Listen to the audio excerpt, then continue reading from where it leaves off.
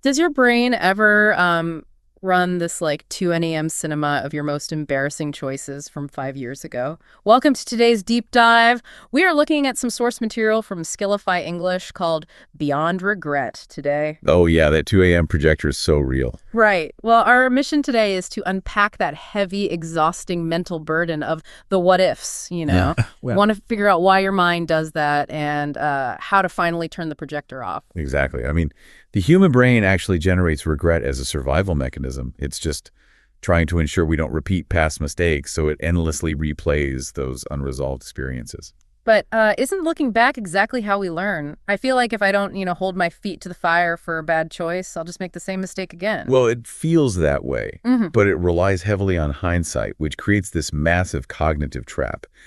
And since we are focusing on B2 English vocabulary today, let's look at that word hindsight.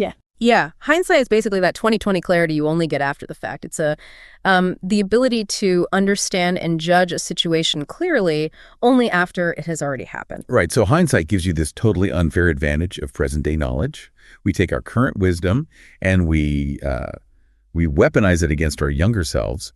We completely forget they didn't have the same information or emotional maturity we possess right now. Oh, it's totally unfair. It's like punishing yourself for failing a final exam before you even took the class. You were literally just doing the best you could with the tools you had in that exact moment. Exactly.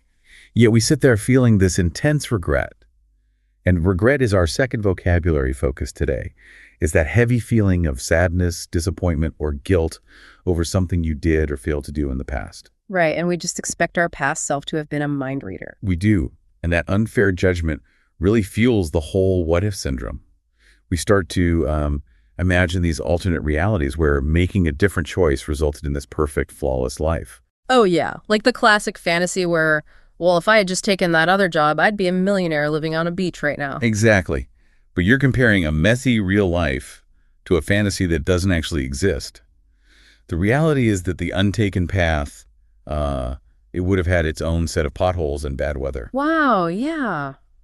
We torture ourselves by mourning these roads not taken, just assuming they were perfectly paved. So since our brains are basically tricking us about these alternate realities, how do we actually break the cycle? Well, the source material gives us some practical steps. The main one is to separate what you know now from what you knew then and to actively let go. And that brings us to our third vocabulary phrase, let go. But I have to ask, how do we let go without just, ignoring our feelings? Because honestly, sometimes letting go sounds a bit dismissive, like sweeping things under the rug. That is such a good point. Letting go isn't ignoring the feeling at all. To actively let go is a conscious choice to release a memory's emotional power over you. You stop holding on to the painful mistakes. Oh, okay. So it's more about extracting the quiet lessons from those painful memories. Exactly. You turn the regret into a present-day action step. Regret is meant to be a temporary teacher, not a life sentence. I mean, you can't drive safely if you're only staring into the rearview mirror. That makes so much sense. It's like updating your phone's operating system. You keep the valuable user data, the lesson you learned, but you actively delete the outdated, buggy software, which is the guilt that's just draining your battery in the background. That is a perfect way to look at it. You physically lower your cognitive load. Every what if is really just your mind's way of caring deeply about your life. Yeah, but once you extract the data, the most powerful thing you can do is turn your full attention back to the life that is still beautifully unfolding right in front of you. The past is a place to visit for lessons, not a place to live permanently. I love that. Your past choices simply do not define your future. Absolutely. So I want to leave you with the final thought to mull over today.